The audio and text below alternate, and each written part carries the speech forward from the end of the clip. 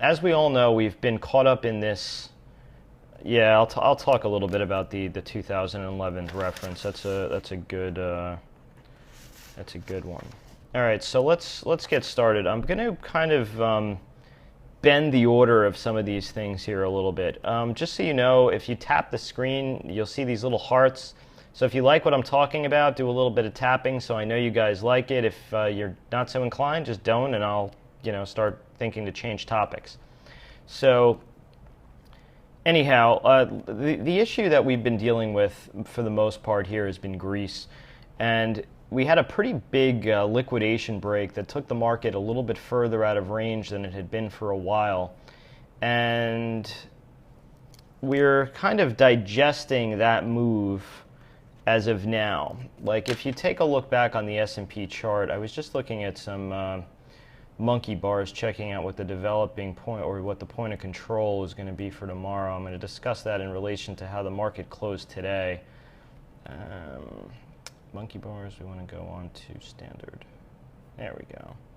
So SPY. All right, so if you take a look at the market, I usually like to use 9-month charts, but I mean that's really just a preference. About 3 days ago on the 29th, we had this big break, and it was on this Greek news that they're looking like they're going to default. Now, I think the fear is the 2011 scenario. Let's just get that right out of the way. That there's contagion risk. It's not so much Greece. I mean, Greece's economy only accounts for between 2 and 3% of the GDP of the Eurozone, which is really rather small. And I wouldn't say it's insignificant, but it's insignificant for the purposes of bringing down the Eurozone. The fear, of course, was in 2011 that this was going to spread to the pigs, which is Portugal, Ireland, of course, Greece, and Spain. And the way that was expressed was in credit default swaps and in the interest rates of these countries blowing out. That has not been the case here. Yes, there was an uptick in those interest rates, but they are still relatively low and not signaling panic. I think part of that has been some of the unprecedented moves that have been taken by central banks, ECB in particular, Mario Draghi. I also believe, I've gone on record saying before that I think we live in a golden era of monetary policy in terms of the Federal Reserve, and I would include Draghi in on that as well. I think his predecessor, Trichet, was grossly incompetent, and a lot of the problems that the Eurozone found themselves in were because he started to raise interest rates a little bit too fast. He did 2 hikes when there should not have been. They should have been cutting rates and doing QE, and they were tightening. I also think that is one of the main concerns of the Fed, and I've been talking about the lower for longer scenario, meaning the Fed is worried about creating a recession inside of the recovery, which was sort of the 1937 scenario after the Great Depression. They sort of started to raise interest rates back then, fearing inflation. Sound familiar? And what they did was wind up causing the Depression to get violently worse. If you take a look at a lot of these countries in the Eurozones, they all have very high unemployment rate numbers, and I believe that they are going to be doing QE for quite some time. With regard to our Federal Reserve policy, the economic data is supposedly improving. A lot of that has been, the people who have been calling for rate hikes are hanging it on the fact that the unemployment rate is back down to quote-unquote more normalized unemployment levels, which are close to around 5%. It's called, that's really considered full employment, and that 5% is considered slack supply in terms of the labor market. The problem what they're not calculating is that number is really not true. It factors in, yes, it factors in the people that are working, but what it doesn't factor in is people who have been unemployed so long that they no longer count in the statistics. And we're also in a bit of an aging population here with declining birth rates because of the expense of living, and I don't want to get too into that. But the real unemployment rate is significantly higher, and the labor participation rate, which is the key, is the lowest in 36 years. It's roughly, I believe, about 62% and change, which means about 40% of the country isn't working.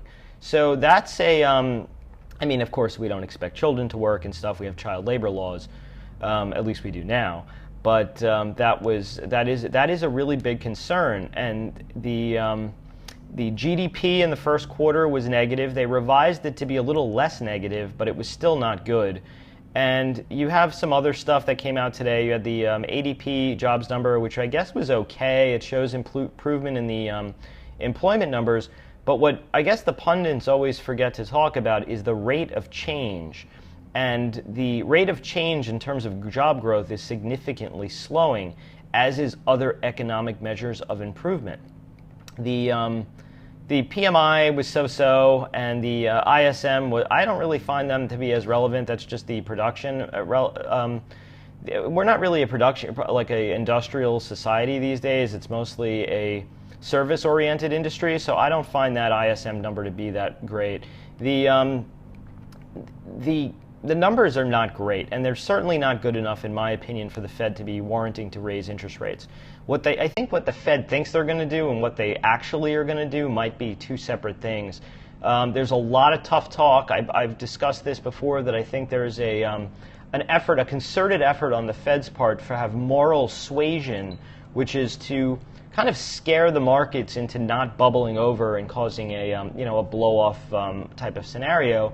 But I believe that my thesis is the lower for longer, and I believe once the markets realize that it is not going to be able to contain itself, and that there will be a expansion of price significantly higher to have a 30 PE potentially, which was what happened in 1929 before the Depression crash. Everybody talks about, and I will talk about the alternative, that scenario will not play out, but I'm going to talk about how that scenario would play out. The thesis here is that we're trading somewhere between 17 and about 17 times earnings or so in the S&P 500. I've seen some statistics for lower, but let's just say roughly around 17 and change. And that is historically expensive. When the S&P price to earnings multiple gets to 10 or below, that's usually after a crash, and below there is unsustainable. And then usually 15, everyone says, is sort of the normal. It's really rare that it stays at 15. It's sort of just, there's extremes. 10% is the extreme and 20% is sort of the extreme. But that also assumes normalized interest rates, which usually top out before the shit hits the fan. Sorry to use some four-letter words, but that's really what happens when it gets to be 6%. And the Fed has now come out and told us that the path to normalization will not be as steep as normal. It will not go to 6%. It's going to probably, my estimation, they haven't really given their target, but I believe it's going to be about 3.5% or so. And I think anything above there is going to be not really healthy for the economy, not at this point. What really causes interest rates to rise isn't so much the Fed, it's demand for money. And businesses have not been investing in their businesses, so to speak. We know they've been kind of gaming the Fed and buying their own stock back and paying back dividends. And a lot of that, I think, is due to policy uncertainty based on Obamacare, based on the new financial regulations that went into effect the last few years, and some various other factors that have played into keeping the confidence in business low. So anyway, that's when the market realizes that the discount rate, which is what they use to do discounted cash flow analysis, is going to stay low for longer, and it won't go that high. They'll be able to do investments in business that they might not normally be able to, because the return on their capital and the return on their investments will show as better for those scenarios than it might normally. If that happens, you'll start seeing a huge boom to bottom lines of companies. I mean, this is the end game of the Fed, and you'll see that PE, the amount that people are willing to pay for earnings based on what they can get in the bond market, balloon higher. P&E, people sometimes think of that as a vacuum, but it really is it's relative to the sort of the risk-free equivalence. The scenario where that does not take place, and for a policy mistake here, there's always the risk of a exogenous event, like a Greece or a Japanese earthquake. That's also sort of what got the ball rolling in 2011. The 2011 scenario was based on the periphery of the Eurozone, ballooning interest rates, the debt crisis, the the fiscal cliff or all that, I believe, or this was the debt ceiling limit. There was some fear about that as well, and you also were only a couple of months after the Japanese tsunami, and that caused a worldwide slowdown in terms of GDP. And I believe that there is a significant risk to that, considering we are at stall speed GDP now. If there is a policy mistake and the Fed does start to raise too quickly, and there is some type of an exogenous event, or a lot of people have realized that interest rates are going to go higher, they may be interested in selling their stocks. And if that happens, I would say that your PE, the multiple that people are willing to pay toward earnings, will have to contract. So that is sort of the, I guess, I wouldn't say the doomsday scenario. You don't really get major corrections in the stock market based on overvaluation, meaning the market is so high that it can't be bought anymore, and of course then it means it's a sell. They die on recessions, and the danger we have here, like I had said, was that Q1 was negative. Now if Q2, the second quarter now, is negative as well, you are technically in recession. And I do not believe that is priced into the market. If that happens, I think things are going to get violently worse to the downside in terms of the earnings reports that come out. Of course, that would be the lower for longer, and we have Fed action. There might be another QE. That isn't really a very popular view, but it would not shock me to see just how depraved things can get, and there be another round of QE. I don't know if they would call it QE. I don't know how politically correct that would go over, but I do believe that there would be more policy intervention to prevent something like that happening. That doesn't mean that there couldn't be a significant pullback in the stock market. So the market here, I'm really sorry I can't show you guys my charts, but this week the market came down to some important anyway, that's the macro backdrop. Let's talk about some of the technical levels, and I like to talk about the ETFs because a lot of you guys trade in SPY, IWM, and QQQ, and SPY in particular is one that I find rather interesting. So we came down to some important levels. We overshot slightly the 50% Fibonacci retracement, and I'm using the low from the February 2nd, and I'm using the peak of May 21st. So the 50% fib there was roughly about 205.82. There was also a sort of important range level that I had discussed around 205.38, and of course we all know the 200-day moving average was right around there. And when you have a confluence of lows and those types of... Yeah, one more thing. I'm sorry. Someone just asked a question. If you missed, I'm not going to recap what I've already covered, but what I will do is post this video, the rebroadcast of this, on my YouTube channel. If you missed any of it, or if you want to see it again, the YouTube channel is Justin Pulitzer Trades, and there's a link for that in my Twitter account, which is @JustinPulitzer. Anyhow. So we had the confluence events, we had the 2-day low, which we held the 200-day moving average, and we bounced. So today was the first day of a new quarter. We came in, and today should have been bullish. And it wound up being a gap up, the second gap up in a row, and it sort of faded and failed a bit. We didn't fully fill the gap, but we did come well down into yesterday's range. But we did happen to close up a little bit higher than the range. And I was looking to see, one of the things when I first had started the video was I said I was looking to see where the developing point of control was. And that wound up being higher than yesterday's range. I think it was, I wrote it down here, it was 60, I believe it's 69.5. So we closed roughly a little bit higher than there. And that to me is a little bit more bullish than bearish, although we're not by any means out of the woods as far as this correction is going.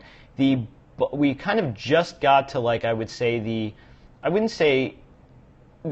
we got back to the prior lows, sort of where the breakdown had occurred past the last two bottoms that had occurred on 6.9 and on 6.15.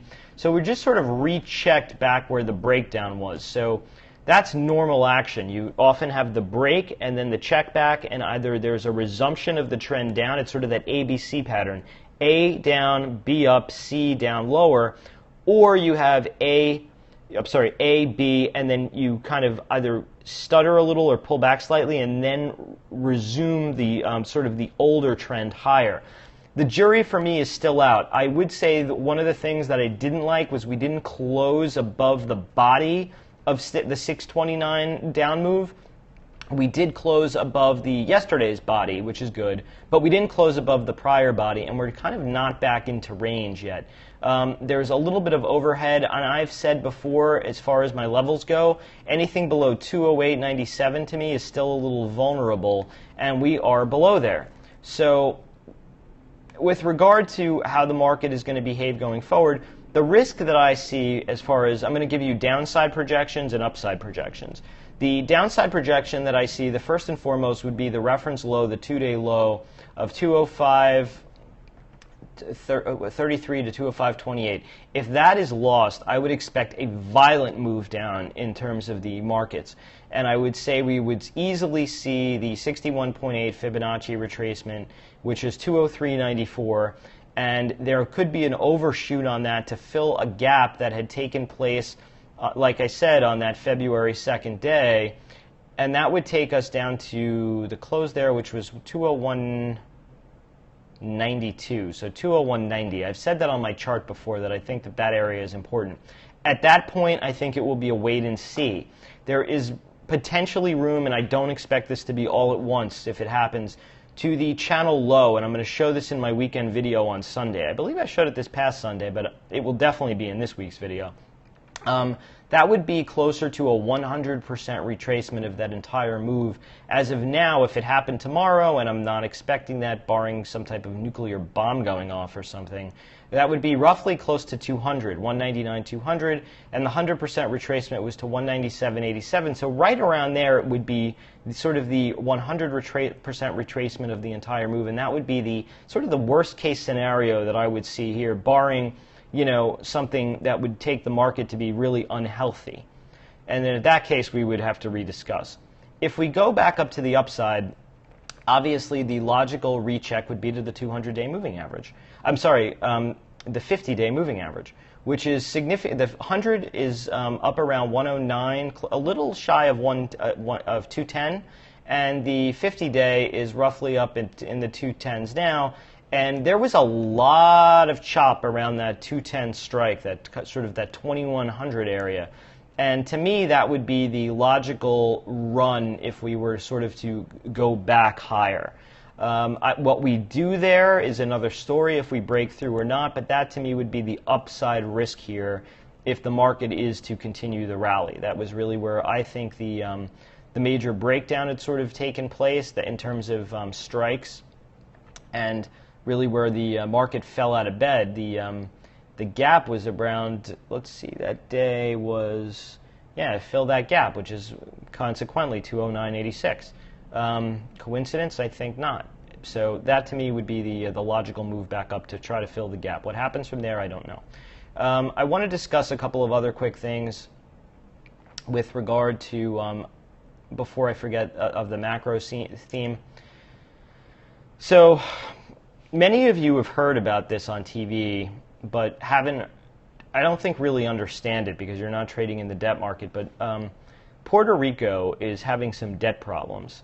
And someone just reminded me of that on Twitter. I saw it came up, and I wanted to address that. This is a bit of a wild card. This could be sort of your exogenous event. It's not huge dollar-wise. It's only in this, believe the $70 or $80 billion range. But a lot of that debt is held by hedge funds and by mutual funds. And it was sort of the number one reach for yield because Puerto Rican debt has always been considered almost like U.S. government debt. It's sort of a municipality with a bit of a higher reach, and it's always been understood that it would sort of be backed by the government.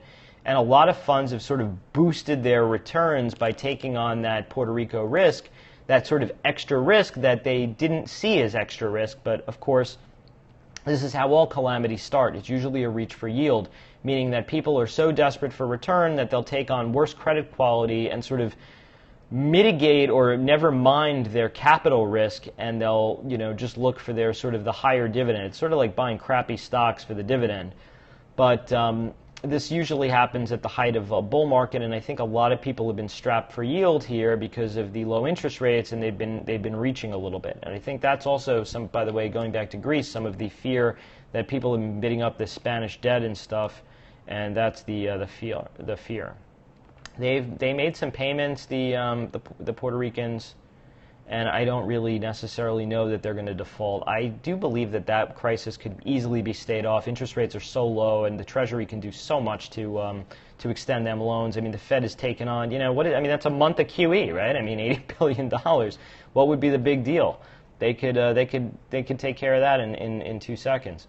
But that is also a policy blunder mistake that I think could cause a more significant correction in the market.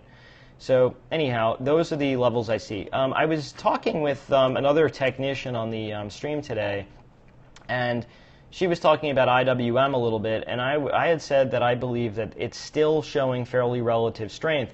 Maybe not on the daily basis, although today wasn't really all of that super-duper bearish. We roughly closed sort of at the top end of the body of the previous range. We were roughly around there. The IWM is well above we today held the 50-day moving average. It bounced off the 100-day moving average and are well above the 200-day. We've never even tested that. So as far as the relative strength indicator, I know a lot of people I've seen on TV, on some of the TV shows, I don't want to mention anyone's name in particular, but they're talking about shorting IWM and as a proxy because it has a lot of catch-up to go.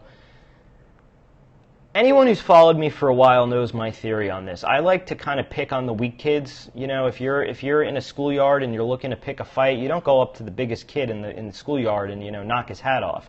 You go up to the little kid with glasses, who is more willing to give you his lunch money, so to speak. And IWM here is sort of the big kid. I don't know that I would be looking to short IWM right here, although I will say this in terms of as far as a good setup. If you took out this 3 days low, which would be today's low, which is the 100-day moving average, I believe that there could be some acceleration to the downside. There is a little bit of room, kind of wiggle room there to the 61.8 fib, which is 123.62. But I think you could fairly easily sort of fill up that triangle if things get a little ugly here to maybe retest the breakout closer into near that 121, which was 120.97. That to me would be a very interesting setup. There was a prior low in the 123.94. Today's low was 124.06. I believe that if you can snap that area, yes, there would be some acceleration down. I would play that with not call spread. You could sell some upside call spreads. I wouldn't say naked, but you can sell some upside call spreads, or you could. Or if you're aggressive, to buy put spreads or put ratios for those terminuses to be lower. But I would say that I guess it's a little iffy here because of the price action, but I wouldn't say it's all out bearish just yet. As far as the Qs go, that's a bird of another color. It's been really choppy. It sort of looks a little triple top-ish, believe it or not. I would say that it's roughly here. It's slightly below the 100-day moving average, and it kind of looked below the last lows, although now it kind of closed around them. But if you start losing that low there of the 106.64-ish, I would say that there would be some room maybe into the 105s and 104s. And that 200-day moving average coincides with reference lows. So if you got down into the 104s, mid-104s, I would say that would be a good right or right out type of a play.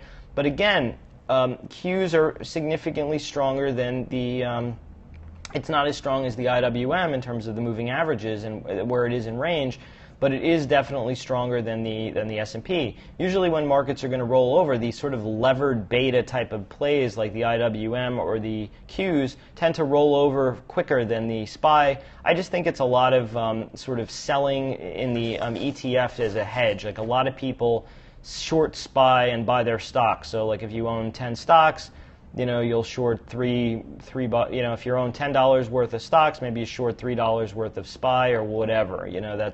That's the, could be a hedge. The other stuff I've been watching is the VIX.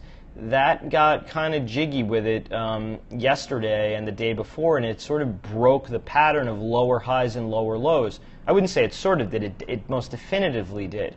The one thing I would say, the saving grace, is it did get up close to 20. It got up to 1980, and it absolutely tanked from there, particularly today.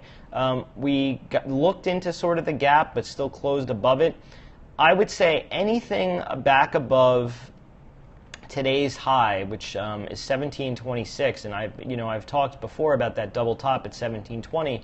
If you can get back above there and get back really above 1757 and then 1785, I would start saying that the volatility pattern is starting to change. The 200-day moving average had been a little bit of a resistance. Anything above there was not sustainable. Now we'll have to see if anything below there is sustainable, and we are roughly still closed above there. The 200-day moving average has moved down so much because of the suppression in volatility, which is really what the Fed has been trying to do. It's down by around 1537. So that area, I believe, if it can hold above there, could be shifting the volatility pattern a little bit. We'll have to see how that plays out. I don't want to make any predictions on that.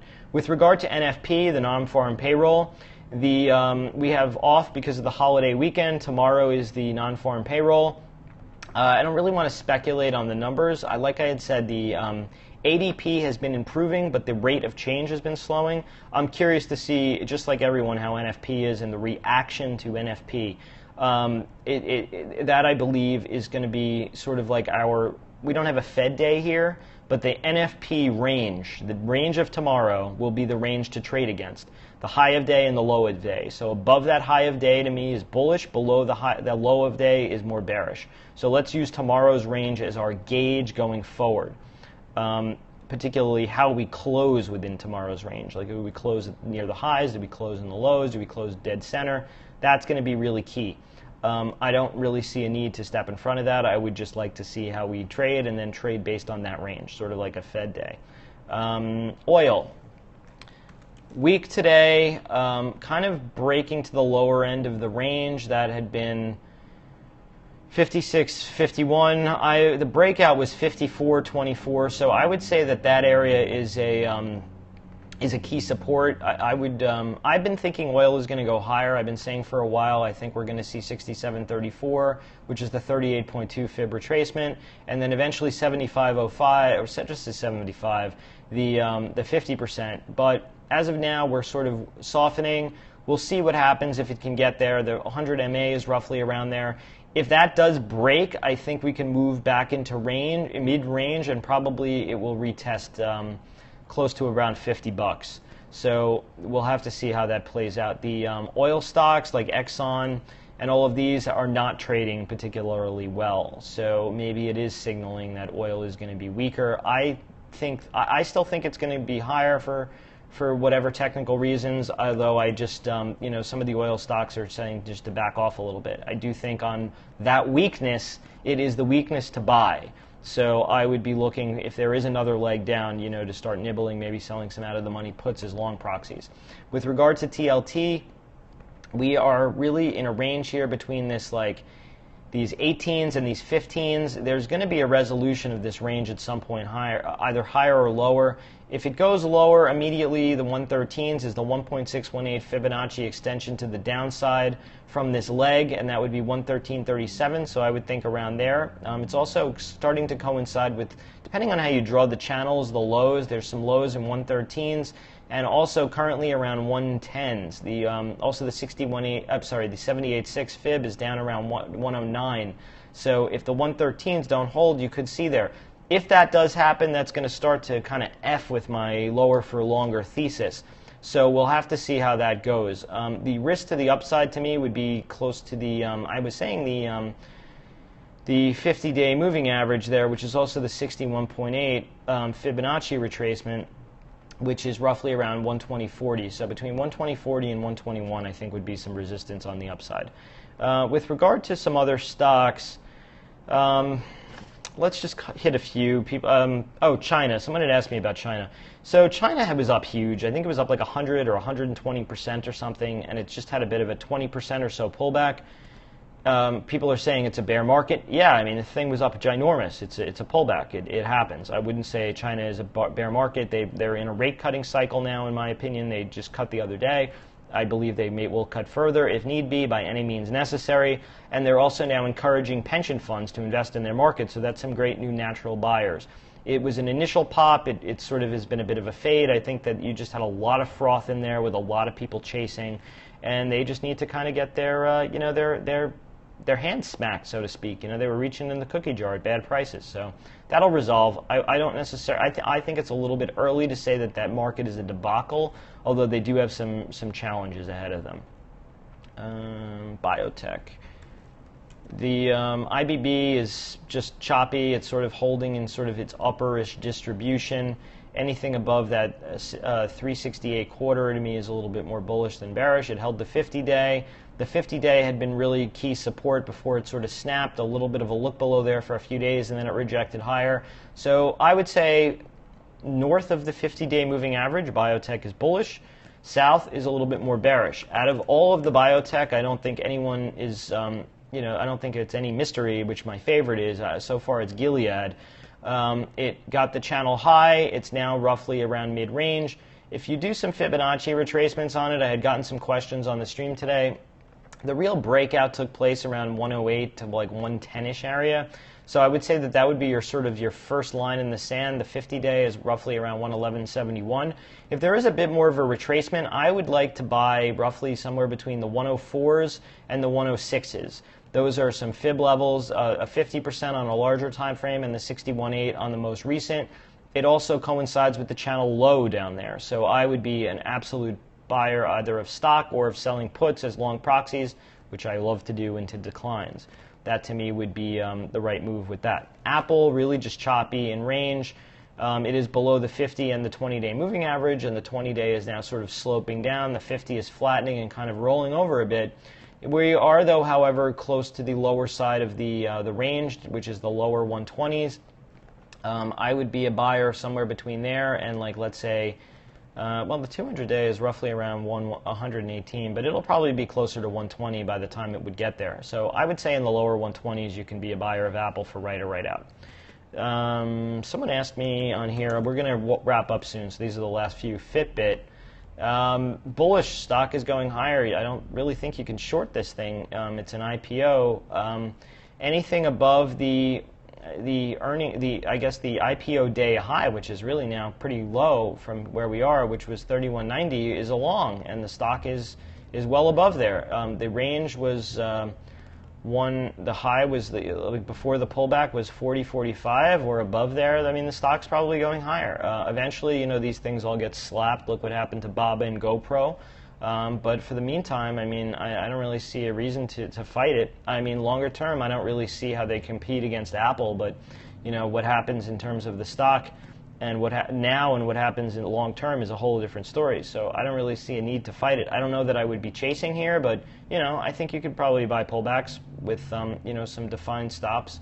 If it starts getting below, like, let's say 37.80, it starts getting a little bit. I would say somewhere between 37.5, 37.80 to 37.55. Anything below there gets a little iffy. If it's above there, it's probably still a healthy pullback. Let's see, what was someone else asking about? Twitter. Someone was. Let's end on Twitter. So Twitter, I had said that it had a low that should be a quote unquote secure low down at 33.51. It was bookended by higher lows. Yesterday you had some takeout rumors and the stock jumped. Today you had the pullback. I think this is just going to be really, really choppy. I think you're going to just have to wait for earnings here. It's just going to be choppy in a range. I think that there are a lot of people sort of on the sidelines looking to buy the stock, but the fear for them is that they're going to be getting it at 29s. And I don't necessarily know that you won't. I mean, if they blow the quarter and it's pretty bad, and I think that's a lot of fear. Costello didn't leave because the quarter is going to be great.